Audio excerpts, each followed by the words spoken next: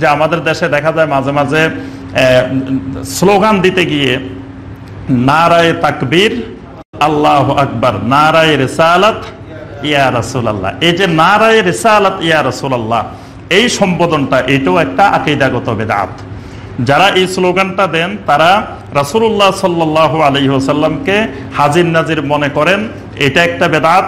দ্বিতীয় বেদাত হলো আল্লাহকে যেভাবে ডাক দেওয়া হয়, আল্লাহু আকবার বলে যেভাবে আল্লাহকে সম্বোধন করা হয়, আল্লাহর জিকির করা হয়, ঠিক একই পদ্ধতিতে একইভাবে একই সাথে ইয়া রাসূলুল্লাহ বলে রাসূল সাল্লাল্লাহু আলাইহি ওয়াসাল্লামকে সম্বোধন করা হয়, দোয়া করা হয়, ডাক দেওয়া হয়, এটা সুস্পষ্ট শিরক। এজন্য নবী সাল্লাল্লাহু আলাইহি ওয়াসাল্লামকে ইয়া রাসূলুল্লাহ বলাটা শিরক না, বিষয়টা স্পষ্ট জানতে হবে। রাসূলুল্লাহ সাল্লাল্লাহু আলাইহি ওয়াসাল্লামকে ইয়া রাসূলুল্লাহ বলা এটা শিরক না, কিন্তু শিরক হলো দুইটি ক্ষেত্রে রাসূলুল্লাহ সাল্লাল্লাহু আলাইহি ওয়াসাল্লামকে ইয়া রাসূলুল্লাহ বলে সম্বোধন করাটা শিরক, আর দুইটি ক্ষেত্রে রাসূলুল্লাহ সাল্লাল্লাহু আলাইহি ওয়াসাল্লামকে ইয়া রাসূলুল্লাহ বললে সেটি শিরক হবে না। কোন কোন ক্ষেত্রে শিরক হবে? আইয়াকসুদাল ইস্তিগাসা বিহি, রাসূলুল্লাহ সাল্লাল্লাহু আলাইহি ওয়াসাল্লামকে দোয়ার নিয়তে ডাকা। দোয়া একমাত্র আল্লাহ রাব্বুল আলামিনের কাছে করতে হয়। ওয়া আন্নাল মাসাজিদা লিল্লাহি ফালা তাদউ মা আল্লাহি আহাদা, আল্লাহ বলেন খবরদার আল্লাহর সাথে কাউকে তোমরা ডাকিও না। অর্থাৎ কারো কাছে কিছু চাইতে হলে একমাত্র আল্লাহর কাছে চাইতে হবে, আল্লাহকে ডাক দিয়ে চাইতে হবে। আল্লাহুম্মা বলে বা রব্বানা বলে, ইয়া আল্লাহ বলে আল্লাহর কাছে চাইতে হবে। কিন্তু ঠিক একই পদ্ধতিতে কেউ যদি ইয়া রাসূলুল্লাহ, হে আল্লাহ রাসূল আমাকে এটা দেন, আমাকে এটা দেন, আমাকে শাফাত করেন, আমার এটা দরকার, আমার এটা দরকার, এইভাবে আল্লাহর কাছে যেভাবে চাওয়া হয় ঠিক একইভাবে রাসূলুল্লাহ সাল্লাল্লাহু আলাইহি ওয়াসাল্লামের কাছেও যদি ইয়া রাসূলুল্লাহ সম্বোধন করে চাওয়া হয়, এটা শিরক, এটা জায়েজ নেই।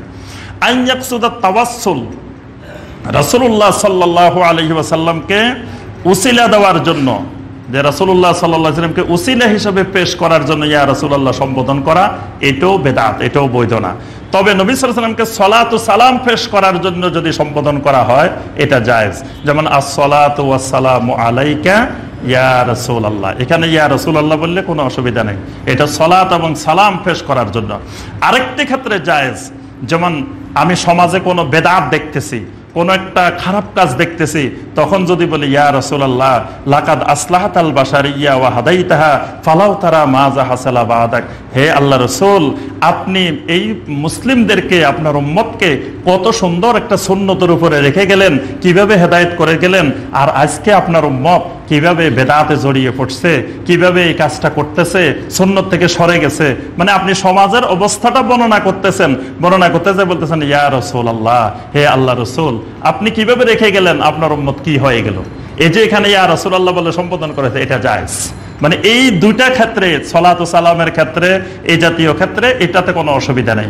কিন্তু দোয়ার জন্য, দোয়ার ক্ষেত্রে সম্বোধন করা, তারপরে আপনার তাওয়াসসুলের ক্ষেত্রে সম্বোধন করা, এগুলো জায়েজ নাই, এগুলো বেদাতি আকীদা।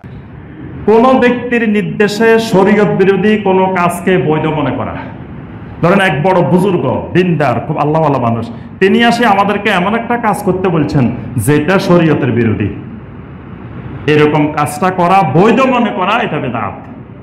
তিনি যত বড় বুজুর্গই হন, যত বড় আলেমই হন, তিনি যদি কোরআন সুন্নাহর খেলাফ কিছু বলেন সেটা মানা যাবে না।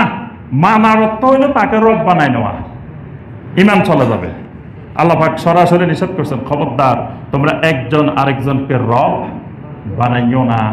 অর্থাৎ তিনি যাই বলবেন যদি কোরআন সুন্নাহর খেলাফ হয় আমার জন্য মানা বৈধ নয়। কিন্তু কেউ কেউ এটাকে বৈধ মনে করে, এই বৈধ মনে করাটা বেদাত।